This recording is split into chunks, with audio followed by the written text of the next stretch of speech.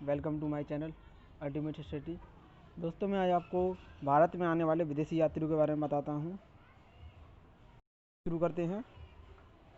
भारत में आने वाले विदेशी यात्री प्लिनी, यह भारत में पहली शताब्दी में आए थे और इन्होंने नेचुरल हिस्ट्री पुस्तक लिखी। Natural history. टॉलमी, भारत का भूगोल नामक पुस्तक लिखी और दूसरी शताब्दी में भारत आए थे।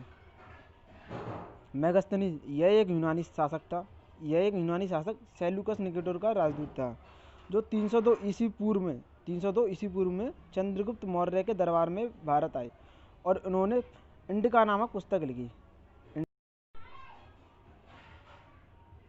डाइमेकस, यह बिंदुसार के राज दरबार में आए थे। डायनोसियस, यह यूनानी राजदूत था जो अशोक के दरबार में आया था। फायन, मोस्ट इम्पोर्टेंट, यह एक चीनी यात्री था जो गुप्त साम्राज्य में चंद्रगुप्त द्वितीय के शासनकाल में 405 ईस्वी में भारत आए थे। हिनसांग, यह एक चीनी यात्री था जो हर्षवर्धन के शासनकाल में भारत आए।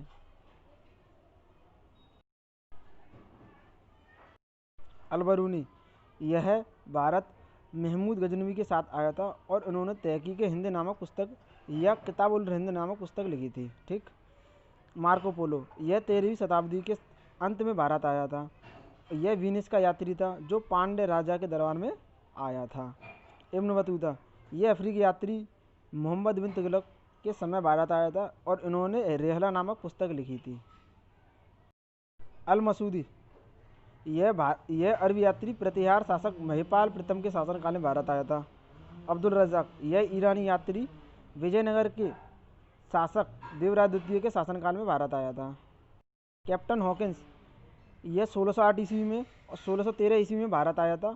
यह जहांगीर के समय भारत आया।